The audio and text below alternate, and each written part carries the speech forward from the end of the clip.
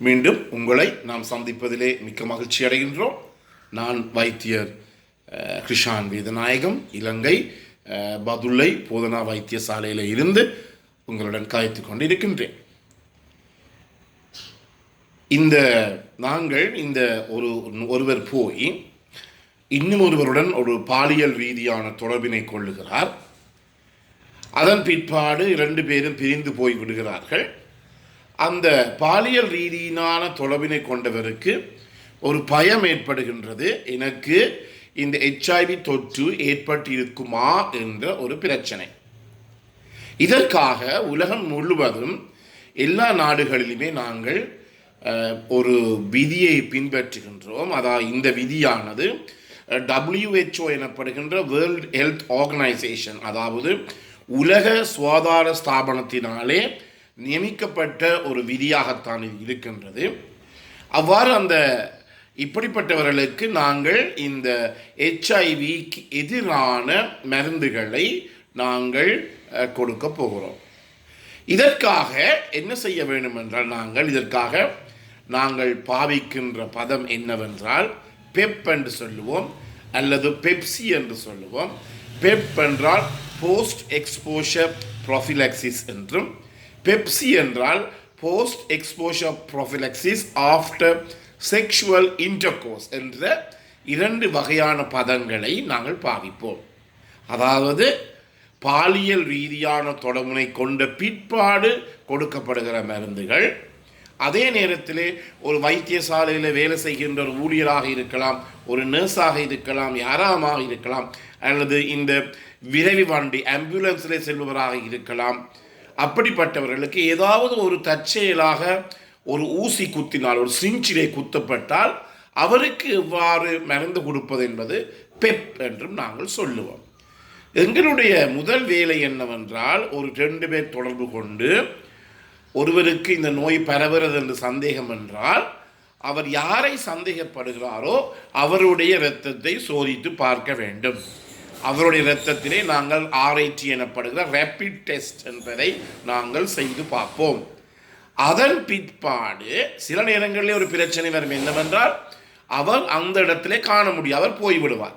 சில நேரத்தில் அவர் சொல்லுவார், நான் என்னுடைய இரத்தத்தை தருவதற்கு எனக்கு விருப்பம் இல்லை என்ற ஒரு நிலைமையிலே வரும். அந்த நேரத்திலே நாங்கள் என்ன செய்வோம் என்றால், இந்த மற்றவரினுடைய இரத்தத்தை நாங்கள் சோதித்து பார்ப்போம், எலைசா செய்து பார்த்து அதன் பிற்பாடு அவருக்கு நாங்கள் இந்த HIV நோய்க்கு எதிரான மருந்துகளை 1 மாதத்துக்கு கொடுப்போம். இலங்கை மற்றும் வளர்ந்து வருகின்ற நாடுகளிலே இந்த மருந்துகள் எல்லாம் இலவசமாக கொடுக்கப்படும். ஆனால் இங்கிலாந்து போன்ற நாடுகளிலே 1 மாதத்திற்கு இந்த மருந்துகளுடைய விலை 900, அதாவது 900 பவுண்ட்ஸ். நீங்கள் பார்க்கலாம், மிகப்பெரிய ஒரு தொகையாகத்தான் எங்களை நாட்டிலே பார்க்கின்ற போது அது இருக்கின்றது. ஆனால் எங்களுடைய நாட்டிலே, இலங்கை போன்ற நாடுகளிலே நாங்கள் இந்த 1 மாதத்துக்குரிய மருந்துகளை நாங்கள் இலவசமாகத்தான் நாங்கள் கொடுத்து கொண்டிருக்கின்றோம். இது மட்டும். எனவே இந்த மருந்தை அவர்கள் 1 மாதத்திற்கு எடுக்க வேண்டும். 2 வகையான மருந்துகள் இருக்கின்றது. ஒன்று இரவிலே மட்டும், மற்றது காலவையும் இரவிலும் எடுக்க வேண்டும்.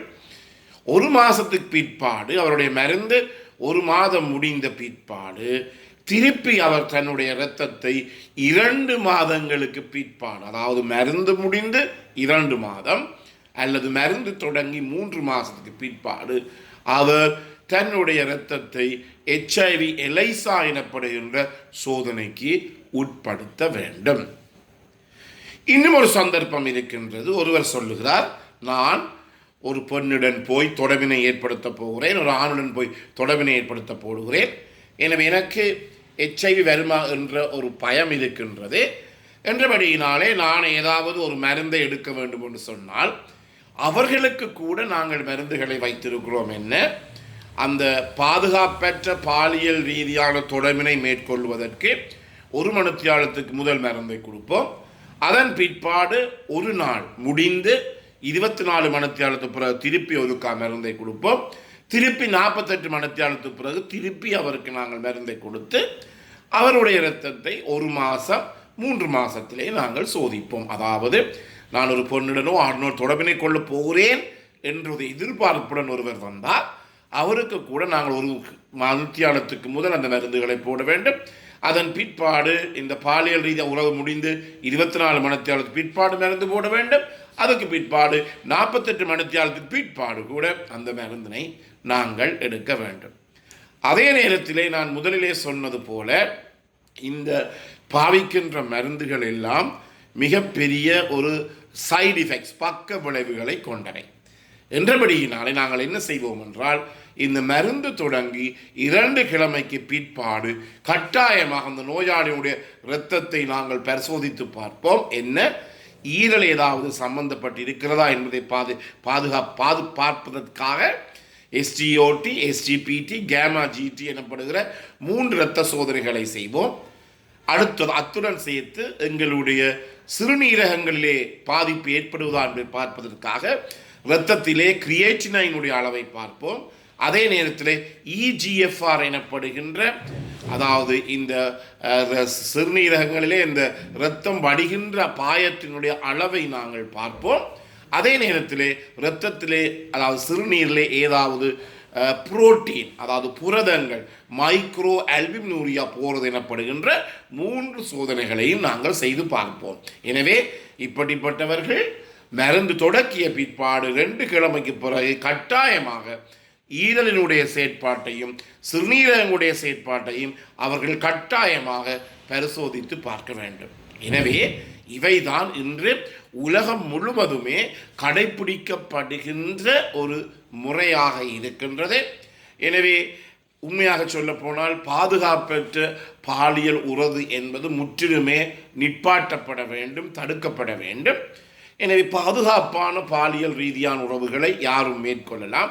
அதை நாங்கள் கூடாது என்று ஒருபோதுமே வைத்தியர்களாக எங்களால் சொல்ல முடியாது. ஆனால் பாதுகாப்பான உடலுறவு என்பது மிகவும் முக்கியம். அதே நேரத்தில் இன்னும் ஒன்றை சொல்ல வேண்டும். இந்த பாதுகாப்பான உடலுறவு வைத்து கொண்டாலும் சில நோய்கள் இந்த ஆணுறை அல்லது கொண்டம்ஸ் பாவிப்பதன் மூலமாக எங்களால் அவற்றை தடுக்க முடியாது. முக்கியமாக உங்களுக்கு தெரியும், இந்த ஹெர்பீஸ் எனப்படுகின்ற வருத்தம், ஜெனிட்டல் ஹெர்பீஸ் எனப்படுகிற வருத்தம், இது தோல் மூலமாகத்தான் பரவுகிறது. எனவே இதை நாங்கள் ஒரு ஆணுறை போடுவதன் மூலமாகவோ அல்லது கொண்டம் பாவிப்பதன் மூலமாக தடுக்க முடியாது. என்றபடியினாலே இவைதான் உலகம் முழுவதும் இன்று நடைமுறையில் இருக்கின்ற பிரச்சனையாக இருக்கின்றது. எனவே இந்த நிகழ்ச்சி உங்களுக்கு பிடித்திருந்தால் தயவு செய்து இதை மற்றவர்களுக்கு அறிமுகப்படுத்துங்கள்.